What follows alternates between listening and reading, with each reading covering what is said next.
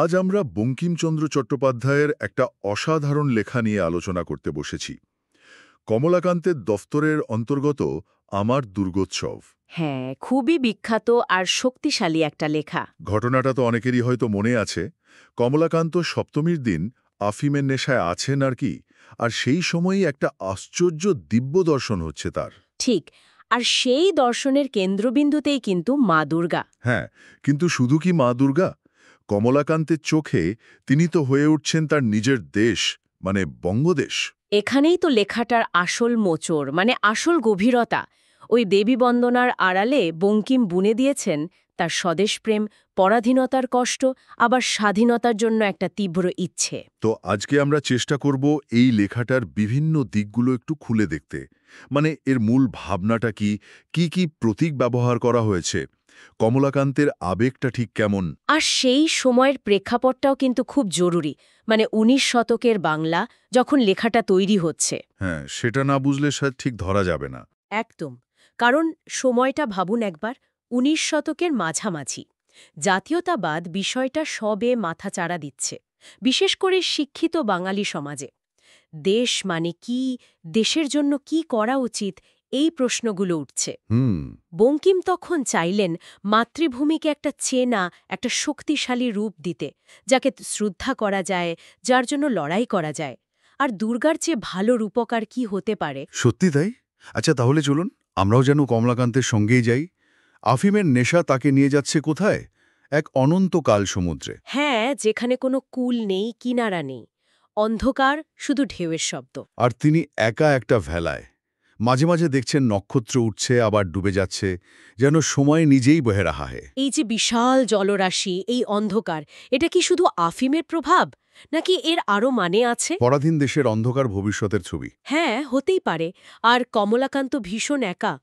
এই একাকিত্ব থেকে আসছে ভয়, আর তার থেকেও বেশি করে আসছে মাকে হারানোর কষ্ট, মানে মাতৃহীনতার বোধ।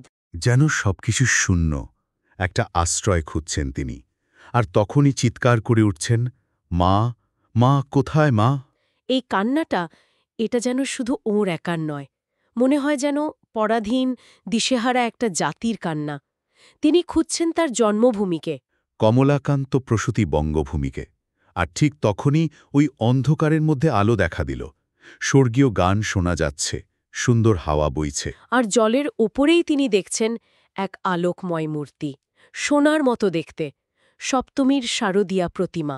ভাসছেন, হাসছেন, চারদিকে আলো ছড়াচ্ছে। হ্যাঁ, আর বঙ্কিম সরাসরি বলছেন, এই প্রতিমাই জননী জন্মভূমি। চিনিলাম, এই আমার জননী জন্মভূমি, এই মৃন্ময়ী, অনন্ত রত্নভূষিতা, এখনে কালগর্বে নিহিতা। এই কথাগুলো মৃন্ময়, আবার অনন্তরত্নভূষিতা। ঠিক, মৃন্ময়ী মানে মাটির তৈরি।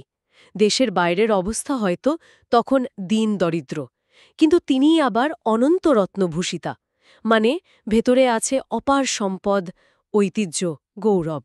বাহ! আর কালগর্বে নিহিতা মানে পরাধীনতার অন্ধকারে ঢাকা পড়ে আছেন। এই বৈপরীত্যটাই আসল। আর দেবীর যে রূপটা তিনি দেখছেন, 10টা হাত, 10 দিকে ছড়ানো, তাতে নানা অস্ত্র, পায়ের নিচে সিংহ, শত্রু দমন করছে। সঙ্গে আবার লক্ষ্মী, সরস্বতী, কার্তিক, গণেশ। এর মানেটা কি? এটা খুব গুরুত্বপূর্ণ। 10টা হাত মানে 10 দিকের শক্তি, নানা অস্ত্র মানে জ্ঞান, কর্ম, ধরন, বীরত্ব, দেশের সব ধরনের ক্ষমতা। পায়ের তলার সিংহটা হল অপশক্তি বিনাশের প্রতীক, দেশের বীরত্বের প্রতীক। আচ্ছা। আর সঙ্গীরা, লক্ষ্মী মানে সম্পদ, সৌভাগ্য, সরস্বতী জ্ঞান, সংস্কৃতি, কার্তিকেয় শক্তি, সেনাপতি, গণেশ হলেন সিদ্ধিদাতা, কাজে সাফল্য। সব মিলিয়ে বঙ্কিম এখানে একটা সম্পূর্ণ, শক্তিশালী, সমৃদ্ধ দেশের ছবি আঁকছেন। এটা শুধু দেবীর বর্ণনা নয়, এটা একটা জাতির স্বপ্নের রূপ। কিন্তু এই রূপ দেখেই আবার কমলাকান্তের মনে একটা সংশয় আসছে, তাই না? তিনি বলছেন, এ মূর্তি এখন দেখিব না, কাল স্রোত পার না হইলে দেখিব না। কেন এই কথাটা? এটা হলো স্বপ্ন আর বাস্তবের টানাপোড়েন। বঙ্কিম তো শুধু কল্পনাবিলাসী ছিলেন না, বাস্তবটা বুঝতেন। তিনি জানতেন পরাধীনতার এই অন্ধকার সময়টা, এই কালস্রোত পার না হলে দেশের এই পূর্ণ গৌরবময় রূপ দেখা যাবে না। হুম। তাই ওই দর্শনের মধ্যেই বাস্তবতার কাঁটাটা রয়ে গেছে। কিন্তু দেখুন, আশা ছাড়ছেন না। বলছেন, কিন্তু একদিন দেখিব। এই বিশ্বাসটা জরুরি। ভবিষ্যতের জন্য এই বার্তাটা উনি রেখে যাচ্ছেন। হয়তো এই আশা নিয়েই তিনি বিহ্বল হয়ে মায়ের পায়ে ফুল দিচ্ছেন। অঞ্জলি, আর তার প্রার্থনাটাও তো অসাধারণ। সর্বমঙ্গল মঙ্গলে, সর্বার্থ সাধিকে, এই সম্বোধনগুলো তো শুধু দেবীর জন্য নয়, দেশমাতার জন্যই। ঠিক তাই, এটা শুধু ব্যক্তিগত ভক্তি নয়, এর মধ্যে জাতির সম্মিলিত ইচ্ছেটা মিশে আছে। যখন বলছেন অসংখ্য সন্তানকুল পালিকে, তখন আসলে ওই পরাধীন, দুঃখী দেশবাসীর কথাই ভাবছেন। তিনি চাইছেন মা যেন তার আসল রূপে সবার সামনে আসেন। হ্যাঁ, আহ্বান জানাচ্ছেন নবরাগ রঙ্গিনী, নববোলধারিণী, নবদর্পে দর্পিনী, নবস্বপ্নদর্শিনী বলে। এই নব মানে নতুন। বারবার এই শব্দটা ব্যবহার করছেন, মানে একটা সম্পূর্ণ নতুন জাগরণ চাইছেন। নতুন তেজ, নতুন শক্তি, নতুন স্বপ্ন। আর এর পরেই তো সেই বিখ্যাত ডাকটা আসছে, সম্মিলিত উপাসনার ডাক। ৬ কোটি সন্তানে একত্রে ১২ কোটি কর জোর করিয়া তোমার পাদপদ্ম পূজা করিব। এই ৬ কোটি সন্তান মানে কারা? তৎকালীন অবিভক্ত বাংলার জনসংখ্যা মোটামুটি ৬ কোটি ছিল। তাই ৬ কোটি সন্তান মানে পুরো বাঙালি জাতি। আর তাদের ১২ কোটি হাত মানে সম্মিলিত শক্তি। ও আচ্ছা। বঙ্কিম এখানে খুব পরিষ্কার করে বলছেন, দেশকে বাঁচাতে হলে, মায়ের পূজা ঠিকমতো করতে হলে একা একা হবে না, সবাইকে এক হতে হবে। এই একসঙ্গে পূজা করাটা আসলে জাতীয় ঐক্যের ডাক। এটা শুধু পুজো নয়, এটা একটা রাজনৈতিক বার্তাও। একসঙ্গে চেষ্টা না করলে মুক্তি আসবে না। এরপর তো তিনি আরও অনেক নামে ডাকছেন মাকে। ধরিত্রী, ধনধান্যবায়িকা, শরৎ সুন্দরী। এ যেন মায়ের সব রূপ, সব ঐশ্বর্যের জয়গান। একদম। দেশের ভূগোল, সিন্ধু সেবিতা, তার সম্পদ, ধনধান্য দায়িকা, তার সৌন্দর্য, শরৎ সুন্দরী, সব কিছুকেই দেবীরূপে দেখছেন। এর মাধ্যমে পাঠকের মনে দেশের প্রতি ভালোবাসা, শ্রদ্ধা জাগানোর চেষ্টা করছেন। শুধু পূজা বা ডাক নয়, প্রয়োজনে সবকিছু ত্যাগ করার কথাও তো বলছেন। বলছেন দরকার হলে ৬ কোটি মুণ্ডই পদপ্রান্তে লুণ্ঠিত করিব, ৬ কোটি কণ্ঠে হুঙ্কার করিব, ৬ কোটি দেহ তোমার জন্য পতন করিব। এমনকি কিছু না পারলে ১২ কোটি চক্ষে তোমার জন্য কাঁদিব। কি আবেগ! উফ, এটা জাতীয়তাবাদী আবেগের একেবারে চূড়া। এখানে ভক্তি আর দেশপ্রেম মিলেমিশে একাকার। বঙ্কিম যেন বলছেন, শুধু প্রার্থনা নয়, দরকার হলে রক্ত দিতে হবে, প্রাণ দিতে হবে। আবার কাঁদার কথাও আছে, মানে দেশের দুঃখে দুঃখী হওয়াটাও জরুরি। এই তীব্র আবেগ দিয়েই তিনি দেশবাসীকে জাগাতে চাইছেন। এই লেখাগুলোই তো পরে স্বাধীনতা সংগ্রামের জমি তৈরি করেছিল। কিন্তু এত আবেগের পরেই আবার অন্ধকার। হঠাৎ করেই সেই সোনার প্রতিমা সমুদ্রে মিলিয়ে গেলেন। আবার সেই কালো অন্ধকার, ঢেউয়ের শব্দ। হতাশ কমলাকান্ত আবার ডাকছেন, ওঠ মা হিরণ্ময়ী বঙ্গভূমি, ওঠ মা। এই জায়গাটা পড়লে কষ্ট হয়। হ্যাঁ, এটা খুব নাটকীয় আর খুব গভীর একটা জায়গা। মা কেন উঠলেন না? কারণ সন্তানরা তখনও যোগ্য নয়। তাই এরপর আসছে নিজেদের সমালোচনা, নিজেদের বদলানোর প্রতিজ্ঞা। সন্তানেরা যেন বলছে, এবার সুসন্তান হইব, সৎপথে চলিব। ঠিক। তারা বলছে, এবার স্বার্থ ভুলবে, ভাইয়ে ভাইয়ে ঝগড়া করবে না, অন্যের ভালো করবে, অধর্ম, আলস্য, লোভ ত্যাগ করবে। নিজেদের শুদ্ধ করার চেষ্টা। নিজেদের যোগ্য করে তোলার অঙ্গীকার। হ্যাঁ, কিন্তু এত কিছুর পরেও যখন মা সাড়া দিচ্ছেন না, তখন প্রশ্নটা উঠছে, মা উঠিলেন না, উঠিবেন না কি? এই প্রশ্নটার মধ্যে একটা গভীর হতাশা, একটা সন্দেহ আছে। বঙ্কিম কিন্তু সহজে আশা দিচ্ছেন না। তিনি দেখাচ্ছেন, শুধু মুখে বললে বা আবেগ দেখালে হবে না, আরও কঠিন সাধনা দরকার। এই হতাশা থেকেই কি নতুন পথের ইঙ্গিত? কারণ এর পরেই কমলাকান্ত আর একা নন। তিনি ডাক দিচ্ছেন, এসো ভাই সকল, আমরা এই অন্ধকার কালস্রোতে ঝাঁপ দিই। এই ডাকটা তো আগেরগুলোর চেয়ে আলাদা। অবশ্যই আলাদা। আগেরগুলো ছিল দেখা আর প্রার্থনা, এটা সরাসরি কাজের ডাক, একটা অ্যাকশন কল। এখানে আর একা কমলাকান্ত নন, তিনি ভাই সকল, মানে গোটা জাতিকে ডাকছেন। কোথায় ঝাঁপ দিতে বলছেন? ওই অন্ধকার সমুদ্রে?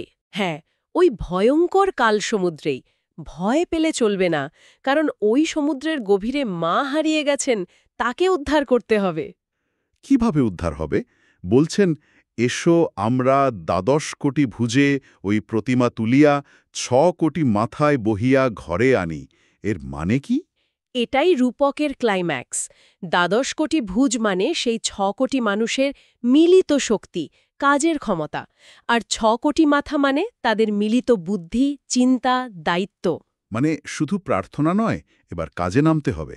ঠিক, সমস্ত দেশবাসীকে তাদের সব শক্তি, সব বুদ্ধি দিয়ে ঝাঁপিয়ে পড়তে হবে ওই পরাধীনতার সমুদ্র মন্থন করতে, ভয়কে জয় করে অন্ধকার ঠেলে একসঙ্গে চেষ্টা করে স্বাধীনতার সেই সোনার মূর্তিটাকে উদ্ধার করে আনতে হবে আর সসম্মানে ঘরে মানে নিজের দেশে প্রতিষ্ঠা করতে হবে। আর যদি ভয় লাগে, যদি পথ ভুল হয়? তার উত্তরও আছে। অন্ধকারে ভয় কি, ওই যে নক্ষত্র সকল পথ দেখাইয়া দিবে। এই নক্ষত্র হয়তো জ্ঞান, ঐতিহ্য বা অন্য কোনো দিশা। আর যদি ডুবেও যাই, তারও উত্তর আছে, মাতৃহীনের জীবনে কাজ কি। মানে দেশ পরাধীন থাকলে বেঁচে থেকেই বা কী লাভ? একদম, দেশের মুক্তি জীবনের একমাত্র মানে। এটা কিন্তু বেশ চরমপন্থী একটা ভাবনা, তবে সেই সময়ের জন্য খুবই জোরালো ছিল। আচ্ছা, এই সংগ্রামের পর যখন দেশ স্বাধীন হবে, মা ঘরে ফিরবেন, তখন এক বিশাল দুর্গাপূজার কল্পনা করেছেন তিনি। খুব রঙিন একটা ছবি। হ্যাঁ, ভবিষ্যতে স্বাধীন দেশের উৎসবের ছবি। এটা শুধু পুজো নয়, একটা নতুন সমাজ, নতুন দেশের উদযাপন। আর এই পুজো একটা গুরুত্বপূর্ণ বিষয় হল বলিদান। দেশক ছাগকে হাড়ি কাটে ফেলিয়া সংকীর্তি খড়গে মায়ের কাছে বলি দিব। এই দেশক ছাগ আর সংকীর্তি খড়গ এগুলো কি? দেশক ছাগ হল দেশের শত্রু, মানে হিংসা, বিদ্বেষ, বিভেদ, নীচতা, দুর্নীতি, এমনকি ইংরেজ শাসনও হতে পারে। আর সংকীর্তি খড়গ হল ভালো গুণ, ভালো কাজ, মহৎ কীর্তি, জ্ঞান, একতা, ন্যায় বিচার। ও, তার মানে শুধু বাইরের শত্রু নয়, ভেতরের শত্রুতাকেও বলি দিতে হবে। ঠিক, স্বাধীন দেশে শুধু শত্রুকে সরালেই হবে না, সব রকম অন্যায়, খারাপ জিনিসকে বাদ দিয়ে ভালো গুণ, ভালো কাজের প্রতিষ্ঠা করতে হবে। এটা একরকম সমাজশুদ্ধির কথা। আর কি হবে সেই পুজোয়? ঢাক বাজবে? হ্যাঁ, পুরা বৃত্তাকার ঢাকি, মানে যারা ঐতিহাসিক গান গায় তারা ঢাক বাজিয়ে বাংলার জয় আর গৌরবের ইতিহাস বলবে। তার সাথে ঢোল, কাশি, কাড়া, নাগারা বাজবে জয়ের আওয়াজ, সানাইয়ের সুর। ব্রাহ্মণ পণ্ডিতরা আসবেন, আবার দেশ-বিদেশ থেকে লোক আসবে মাকে দেখতে। গরিব দুঃখীরা পেট ভরে প্রসাদ পাবে। মানে সমাজে সমতা আসবে, সমৃদ্ধি আসবে। হ্যাঁ, নাচ হবে, গান হবে, আর কোটি কোটি ভক্ত একসঙ্গে ডাকবে মা, মা, মা। এ যেন এক স্বাধীন, সুখী, আনন্দময়, ঐক্যবদ্ধ দেশের ছবি। বঙ্কিম এখানে একটা স্বপ্নের ছবি আঁকছেন, যা মানুষকে প্রেরণা দেবে। লেখার শেষে এসে বঙ্কিম তো বেশ কয়েকটা সংস্কৃত স্তোত্র রেখেছেন। এগুলোর কি গুরুত্ব? এই স্তোত্রগুলো লেখাটাকে একটা অন্য মাত্রা দেয়। এগুলো শুধু দেবীর স্তুতি নয়, আসলে দেবীরূপী মাতৃভূমির স্তুতি। এখানে মাকে জয়া, যিনি জয় করেন, জয়দাত্রী, যিনি জয়ের দেন, বঙ্গজগৎধাত্রী, বাংলার এবং জগতের পালনকর্তা, সুখদা, অন্নদা, বরদা, শুভাঙ্করী, এমনকি দুর্গতি নাশিনী, লক্ষ্মী, কালী রূপেও ডাকা হচ্ছে।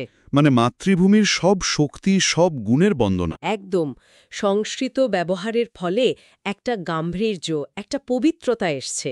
জয় জয় জয় বঙ্গ জগদ্ধাত্রী বা জয় জয় দুর্গে দুর্গতি নাশিনী, এই লাইনগুলো একই সঙ্গে ভক্তি আর দেশপ্রেমের কথা বলে। এগুলো যেন পরাধীন দেশের মুক্তির জন্য, শক্তির জন্য সম্মিলিত প্রার্থনা। এই স্তোত্রগুলো পুরো লেখাটার ভাবটাকে আরও গভীর করে তুলেছে। তাহলে সব মিললে যদি দেখি, বঙ্কিমচন্দ্র আমার দুর্গোৎসবে দুর্গাপূজার চেনা ছকটাকেই ব্যবহার করেছেন, কিন্তু তার মধ্যে দিয়ে দেশপ্রেমের একটা তীব্র গভীর অনুভূতি ফুটিয়ে তুলেছেন। কমলাকান্তের নেশা বা স্বপ্নটা আসলে একটা বাইরের আবরণ। ঠিক, এর গভীরে আছে পরাধীন দেশের জন্য এক সংবেদনশীল মনের কষ্ট, আর দেশের হারানো গৌরব ফিরে পাওয়ার জন্য সবাইকে একসঙ্গে জাগিয়ে তোলার, সংগ্রাম করার ডাক। এটা শুধু ভক্তির লেখা বা স্বপ্নের কথা নয়, এটা পরাধীন জাতির জন্য একটা জাগরণের মন্ত্র। একেবারে, বঙ্কিম রূপকের অসাধারণ ব্যবহারে দেখিয়েছেন কি করে ব্যক্তিগত ভক্তি, আবেগ, কষ্ট বদলে যেতে পারে সমষ্টির শক্তিতে। ওই যে কালো সমুদ্র মন্থন করে সোনার প্রতিমা উদ্ধার করার ডাক, ওটা আসলে পরাধীনতার অন্ধকার থেকে, ভয় থেকে সবাই মিলে চেষ্টা করে দেশকে মুক্ত করারই একটা জোরালো প্রতীকী ডাক। সত্যি অসাধারণ একটা লেখা। আচ্ছা, এটা নিয়ে কথা বলতে বলতে একটা প্রশ্ন আসছে মনে। আজকের দিনে দাঁড়িয়ে যখন পরিস্থিতি অনেক বদলে গেছে, দেশ স্বাধীন, তখন বঙ্কিমের এই মাতৃবন্দনা, এই একসঙ্গে চলার ডাক, এই খারাপকে ত্যাগ করার কথা, এগুলো আমাদের জন্য কতটা প্রাসঙ্গিক? খুব ভালো প্রশ্ন। একটা দেশের আত্মপরিচয় তৈরি করতে বা তাকে টিকিয়ে রাখতে এই ধরনের লেখার বা প্রতীকের ভূমিকা ঠিক কী হতে পারে? এই ভাবনাটা না হয় আজকের মতো থাকলো আমাদের সঙ্গে।